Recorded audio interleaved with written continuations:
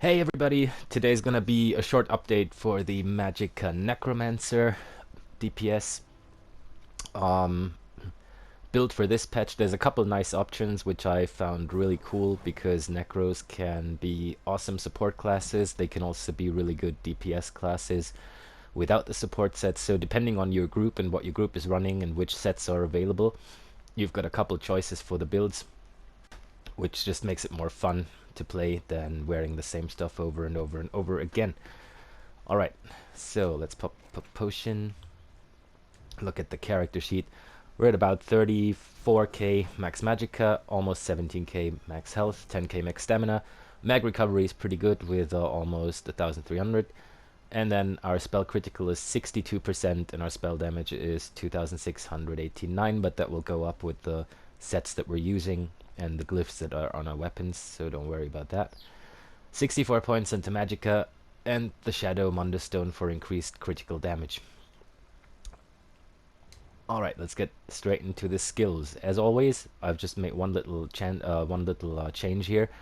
Other than that, it's still the same. It is all of these skills from the Gravelord skill line on the front bar, except for the Skeletal Arcanist, because that's on the back bar.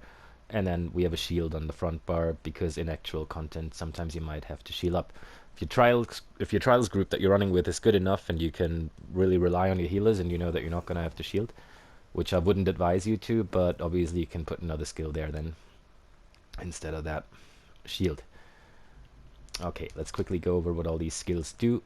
So, the Skull is our main spammable. It's called Ricochet Skull, morphed from Flame Skull, and what it does is it just lobs an explosive skull at the enemy, dealing flame damage, and every third cast of the ability will deal up to 20% more damage. So this is the spammable.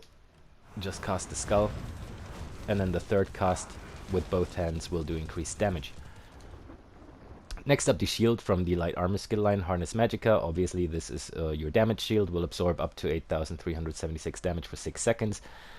And it is capped at 50% of your max health. Also, you will restore magicka if you're getting hit while the shield is on. So that's nice for sustain as well. Next up is Mystic Siphon. What this does is it will put a shock AoE on the ground, dealing 17k shock damage over 12 seconds. And it'll also restore magicka, plus the beam in between you and the shock field. Every enemy inside of the beam will also take damage. Plus, while slotted, your damage done is increased by 3%, so that's a very nice thing. Let's just quickly create a corpse here. And then when the corpse is on the ground, you can use the siphon, you'll create the shock field, and everything inside between you and the target that is caught in that beam will also take damage. Plus, you restore magicka. Alright, next thing is Stalking Blast Bones. This is very strong DPS skill that deals almost 13k flame damage to all the nearby enemies. And it pretty much works like this. You summon the skeleton,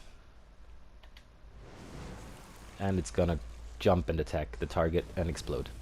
And leave a corpse behind, which is important for our Mystic Siphon then.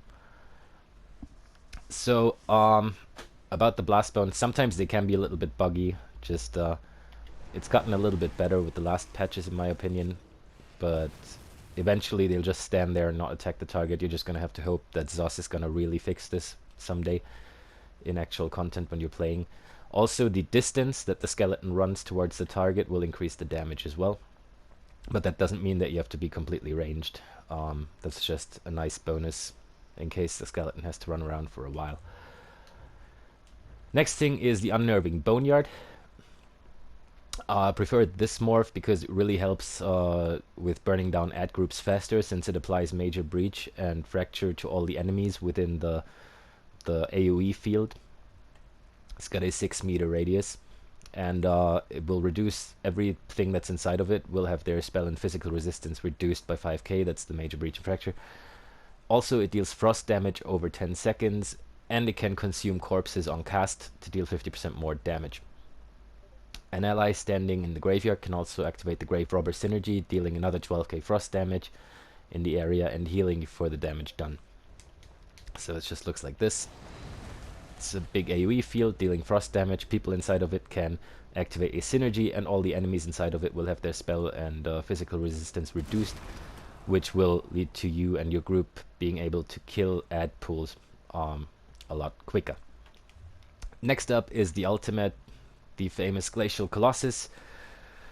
This deals frost damage with 3 smashes that the Colossus will do to everything it hits with it.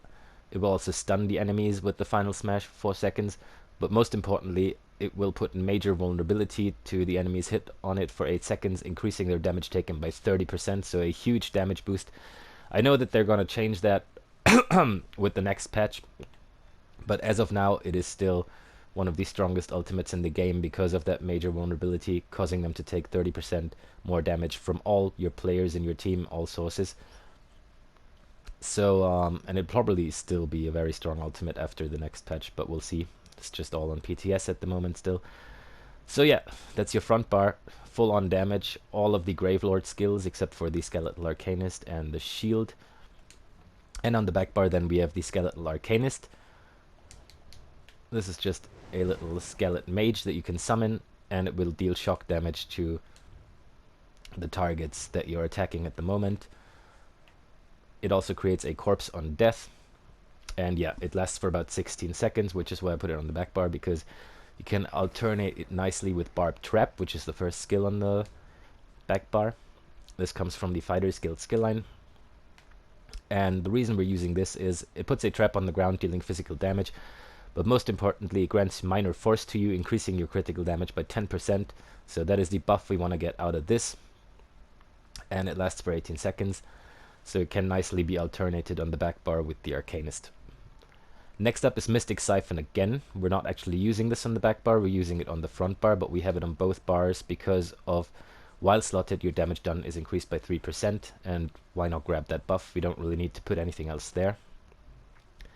Next up is Mystic Orb. This might take a while to level up. This is the last skill you unlock in the Undaunted skill line. And this just sends a flowing orb across the room that deals 1173 magic damage every half second to nearby enemies. And your allies can use the combustion synergy, causing it to cause another about 8k magic damage to nearby enemies, and they will restore about 4k Magicka or stamina, whichever is higher. So if a lot of people in your trials group are using this, because first of all it's a really strong AoE, second of all people can activate the synergy and get like 4k Magicka or stamina back. It's very strong. Oop. I've never seen that. Awesome. And yeah, it really helps with group sustain. Okay, next up from the Destruction Staff skill line is the Unstable Wall of Elements. Since we're using a Flame Staff, it's going to be the Wall of Fire. And what this does is basically just an AoE field in front of you, dealing flame damage to enemies every 1 second. And it can also set enemies on fire and cause them to burn. And burning enemies will take 20% more damage from that ability. Last but not least, this is sort of your choice. I prefer running Animate Blast Bones here, which is a Resurrection ultimate that comes from the Living Death skill line. And this is pretty much a big AoE field with a range of 28 meters that will resurrect up to 3 dead allies in the target location. Plus, you can consume up to 3 other corpses in the area and summon a Blast Bones for each corpse consumed, so a tiny bit of damage. However, if your group does not need that safety cushion, so to speak, that res, it's very good in proc groups, but if you're sure that you're not going to need the res ulti, you might as well just double bar the Colossus and have this one on the back bar as well, just because of the passives of the Gravelord skill line, which we're going to now look into. So we've got reusable parts too. When Blastbound, Skeletal Mage, or Spirit Mender dies, the cost of your next one, either of the 3 skills, is reduced by 50%, so that's very nice for our sustain. Death Knell increases your critical strike chance against enemies under 25% health by 10% for each Gravelord ability slotted, which is why then this would go up to 30% current bonus if you had the Colossus double barred.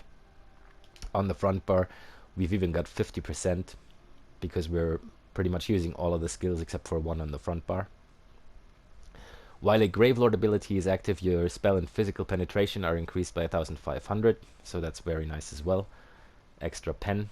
and then increases your damage done with damage over time effects by 15%. So you definitely want to have all of these. In the Bone Tyrant skill line, we're not actively using anything, so you can get the Death Gleaming one. Whenever an enemy you are in combat with dies within 28 meters of you, restore 200 Magicka and Stamina. That is very nice for sustain. And then obviously the Last Grasp one just increases your max health randomly by 1250, so that's a very nice bonus, which allows us to run the Witch Mother's Potent Brew, for example, the recovery food, and still have enough health to go into dungeons and trials. The other two are really only if you're using abilities from this tree, but other than Necrotic Potency to get some ultimate back from corpses, there's not really anything in it that I would advise you to use on Magicka DPS. So that's good enough. And then we've got the Living Death skill line. While you have a negative effect on your healing, done is increased by 8%. That's nice. While you have a Living Death ability slotted, your critical strike chance with all healing abilities is increased up to 20%. So we don't really have anything slotted from this skill line except for Animate Blast Bones. However, if you're doing solo content, you might want to go for a heal here, like the Intensive Mender or Resistant Flesh, just so you have a bit of a self-heal on. And then these passives will come in handy. Corpse Consumption. When you use an ability on a corpse, you generate 10 ultimate. This can occur every 16 seconds, so you definitely want this, because we do use and consume corpses in our rotation. And then Undead Confederate. While having Blast Bones, Skeletal Mage, or Spirit Mender active, your Magicka and Stamina recovery is increased by 200. We always have our Skeletal Mage up, so that is also very helpful in terms of our resource management and Magicka recovery. Obviously you want all of the passives from the Destruction stuff, since it's your main weapon. All of the ones from the Light Armor skill line, since we're wearing 5 pieces Light Armor. And then from the medium one, all you really need is the Windwalker and the Athletics. This one might help a little bit out with the damage that Barb Trap does. It's not going to make a huge difference, but it's nice to have, since we are running Barb Trap, which does weapon damage. And then from the Heavy Armor skill line, you only need the first 3, which are going to increase your max health, your physical and spell resistance, and your health recovery a little bit for having 1 piece of Heavy Armor equipped.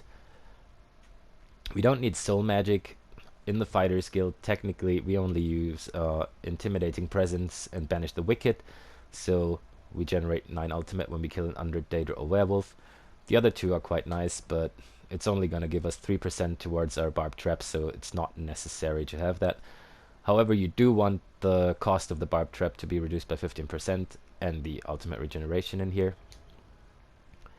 Mage's Guild, we're not actively using anything this time around, so no need for that. Psijic Order, we're also not using any of that, so no need for that really.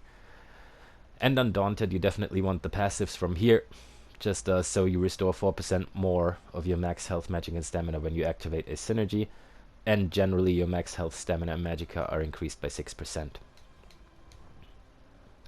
We don't really need anything from Assault or Support. Obviously we want our racial passives. High Elf is going to be the top DPS option for Magicka Necromancers. However, you can also be a Dark Elf or a Breton.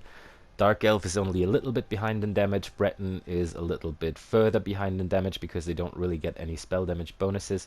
However, it's really easy to sustain on a Breton, so if you're a Breton, don't worry about it. It's still alright. It's just going to be a little less damage than High Elf or Dark Elf. Or probably Khajiit could also be a nice option as well. Alright, so as a High Elf, when we activate a class ability, we restore 640 magicka, and this effect can occur every 6 seconds, and when we are using an ability with a channel or cast time, we take 5% less damage. Our max magicka is increased by 2000, and our spell damage is increased by 258. Hence why High Elf being the top DPS option for Magicka classes at this moment, or has been for a while. You only really need medicinal use here, so your potions last longer and you have 100% uptime on them. And yeah, that's about it for the passives.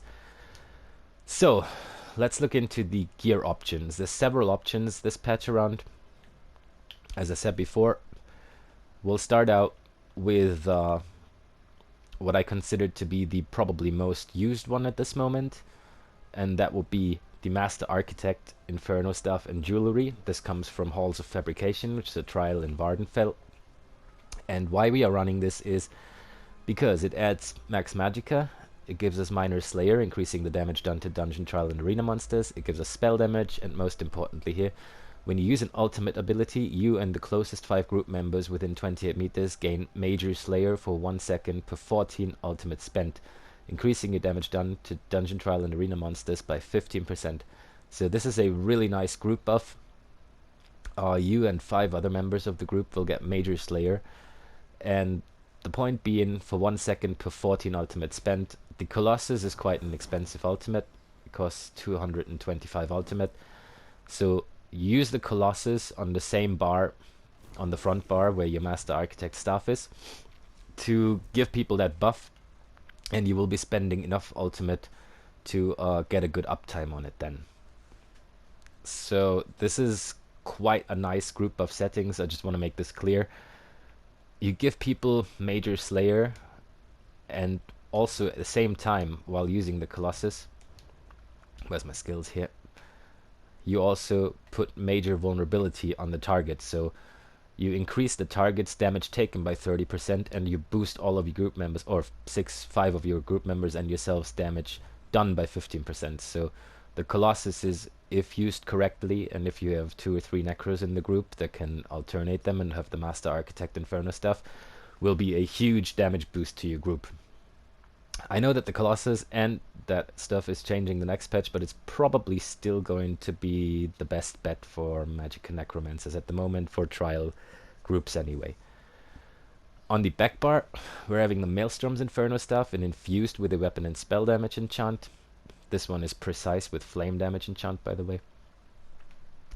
So this will up our spell damage as long as our Wall of Elements is down, and enemies inside of our Wall of Elements will take increased light and heavy attack damage from us. So all of the light attacks, we constantly have the blockade down anyway, the Wall of Elements, and then all of the enemies inside of it that we light or heavy attack will take increased damage. That's why we use the Maelstrom's Inferno stuff on the back bar, just for big damage boost as well. You can get this normal Maelstrom. You don't have to do Veteran anymore. It drops from normal now since the patch before this one, I believe. And so it's quite easy to obtain. So you just need to run it in normal a couple times, fairly simple, and grab this as well. And then obviously we have Master Architect Jewelry, all in Bloodthirsty with spell damage enchants to fit the staff and make it a 5-piece set on our front bar then. The next set we're running on the body is Mother Sorrow. This has been on Magicka DPS forever now, and it gives us so much spell crit and max Magicka bonuses, which is very nice because Master Architect does not give you any crit bonuses, only 1 spell damage and 1 Magicka bonus. So this balances it out quite well. You get a whole bunch of spell crit from that, and also 1k more max Magicka. So this really works well together. And then, last but not least, Illumbris on the shoulders and head. You want all of the Mother Sorrow pieces in light. It's a light armor set. Then medium shoulders and heavy head, or the other way around, it doesn't matter. You can also get medium head and heavy shoulders as long as you have 1 of each. And what Illumbris does is when you deal flame or shock damage, which is nice on a Necro, because we have both of it, our Mystic Siphon and our Skeletal Arcanist deal shock damage. Most of the other skills deal flame damage, except for the Boneyard and the Colossus, who do frost damage. You have a 33% chance to summon a meteor shower of that damage type that deals about 3k damage to all the enemies within 5 meters every 1 second for 5 seconds, and it can occur every 8 seconds, so it only has a 3-second downtime really. It can proc from either flame or shock damage, which is nice as well, and it's AoE damage, which helps with egg clearing a little bit. The strongest option for a monster set in terms of DPS output would be Maw of the Infernal. However, the set is, in this patch, it's a little bit frowned upon, because if you have 8 Magicka DPS in your group and all of them are running that, you have 8 Daedroths running around the place and nobody can see the enemies anymore, and the tanks are having a hard time taunting stuff. Also, Illumbris did get a little buff with the last patch, so it is a nice and strong damage option, and I prefer it to Maw of the Infernal for content. On the dummy, you can put Maw of the Infernal on just to get a little bit of extra damage out of that. But Illumbris is fine to go with. Now you might have noticed that I've got infused on my big pieces here, the chest, legs and head. That is totally up to you. It doesn't matter. It doesn't matter whether you have full divines or whether you have infused on the big pieces. The damage output is about the same. I think that Asian God guy checked it when the patch came out, and it was like a 0.05 difference in damage output or so. So I just got these dropped and infused, and decided not to transmute them because that tiny little bit of damage difference isn't gonna be worth it to spend 150 transmute crystals on all that. Okay, next up, we're going to look at the full group support set. This is what you would usually be running. There is a new set that came in with this patch. It's called Elemental Catalyst. It drops from the Stone Garden dungeon, so it's quite easy to farm on normal as well. And this only needs to be worn by one person in the group. Necros are sort of predestined for it. What it does is it gives you 1k Magicka, a spell crit bonus, another Magicka bonus, and then whenever you deal Flame, Shock, or Frost damage, you apply a stack of Flame, Shock, or Frost weakness to the enemy for 3 seconds. Each stack of elemental weakness increases the critical damage taken by 3%. An enemy can only have 1 stack of each elemental weakness at a time. So, since you can only have 1 stack at a time, only one person in the group needs to wear it. Necros are sort of predestined for it because we do flame damage with our Skull and Blast Bones, shock damage with our Siphon and Arcanist, and frost damage with our Boneyard and Colossus. So we can give all of these elemental weaknesses, put them all on the target, on the boss, and increase their critical damage taken by 3%. So if you're running in a Trials group on your Magicka Necromancer and nobody else is wearing this set, put it on and go with the full group buff of Master Architect and Catalyst. You will notice that the values in our sheet are going to drop a little bit. Our spell crit's going to go down to 49%. So you really aren't doing the most single target output yourself, but you are buffing the group in such huge ways with Catalyst, with Master Architect, and with your Colossus Ultimate, the major vulnerability, that is worth running that set on at least one Necromancer in the group. So this would be the group buff setup. If you don't have anybody else running Catalyst, just put that on instead of Mother Sorrow. And then last but not least, the full DPS setup would be Mother Sorrow on the body, and then Ceroria on the front bar staff and the jewelry. I'm not sure if I have a Ceroria stuff with me here at the moment. Probably not. Nope. However, just put Ceroria on the front bar, and then if you want to, on the Infernal and the Monster setup, and that would be the setup you would use for this guy here. So you can check your maximum dummy DPS output with Mother Sorrow Ceroria, same old DPS sets that people have worn for ages, now hitting the dummy. That is the dummy option then. So now you've got the usual option with Mother Sorrow MA, you've got the group buff option with Catalyst MA, and you've got the dummy option with Mother Sorrow and Ceroria. And then last but not least, obviously you can still use Scathing Mage and Elemental Succession, which is the sets that have been on the old build when I first did it. That is still going very well. There's no need to change that if you're running that. You can still do a whole lot of damage. It's especially nice for forming content, and you'll boost your own spell damage into the heavens with it, because you get about 500 from Succession, and then you get another 500 from Scathing Mage. So that is still a very strong build. Also, if you don't have Ceroria, you can just put Mother Sorrow on and Scathing Mage on the front bar for the dummy tests. It's not far behind Ceroria, the Scathing Mage one. So you see, there are a lot of options. You can kind of mix and match them as you choose or as your group requires them to do. However, Master Architect with the Colossus is really strong, so I would definitely advise you to get that one. And then you can just slap Mother Sorrow in the body, or the Catalyst, or the Succession one. It doesn't really matter too much then. Alright, so much for the sets. I hope that was somewhat understandable. Let's quickly go into the champion points. The red ones are obviously always going to depend on the trial you're running, especially in veteran trials. There's red CP setups for all of them. So right here I've got 72 in Ironclad, 16 in Spell Shield, 51 in Thick Skin, 56 in both Hardy and Elemental Defender, and 19 in Quick Recovery, 44 in Warlord, 75 in Arcanist and Tenacity, and then 56 in Tumbling and 20 into Shadow Ward, so you get the Treasure Hunter passive here, increasing your loot chances. We've got 56 in Elfborn for critical damage, 64 in Elemental Expert for Flame, Frost, Shock, and Magic damage, 0 in Spell Erosion, since we have Spell Penetration bonus in our passives already, so on a Necro you won't need anything in here. 9 in Staff Expert and 66 in Master at Arms for direct attacks, and then 72 in Thaumaturge and 3 into Piercing, just so we get the Exploiter passive here against off-balance enemies.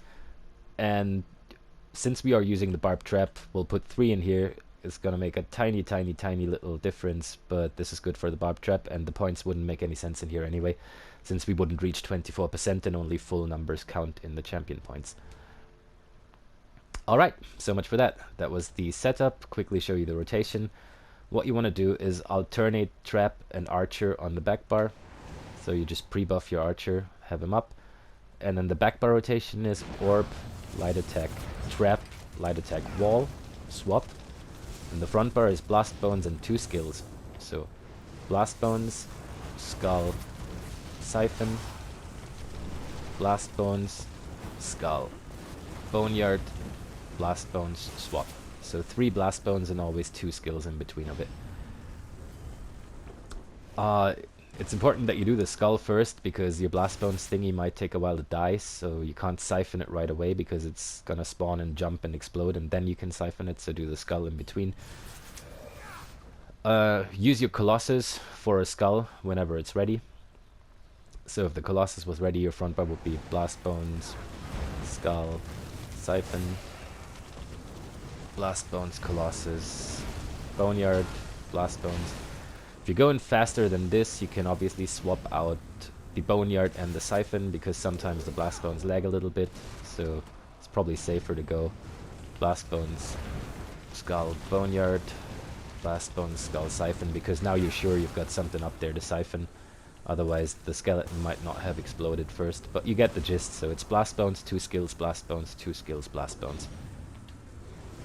Blast Bones, Skull, Boneyard, Blast Bones, Skull, Siphon, Blast Bones. And back bar, Orb, Trap, Wall, and then the next time you get to your back bar, Orb, Arcanist, Wall. So you just alternate those on the back bar. Obviously, this is a static rotation. There are a bit more dynamic rotations. I'm sure you know to look where to look for them on the internet. Usually Skinny Cheeks has got a couple great ones up, and then there's Sparrow and a couple other people who are doing shitloads of damage with dynamic rotations, but this is a static one, since I'm usually not really, since I'm usually trying to help people that are not too experienced, so this is an easy one to go for, and you can still hit quite high with this one. Alright, not sure if I showed you the food before. Witch Mother's Potent Brew for Magicka Health and Magicka Recovery, and Essence of Spell Power for Major Sorcery, Major Prophecy, and Major Intellect. And that will be the end of this video. I hope you enjoy the build. Magicka Necromancers are really good to have in trials at the moment, so good luck with it, and enjoy your ESO playing.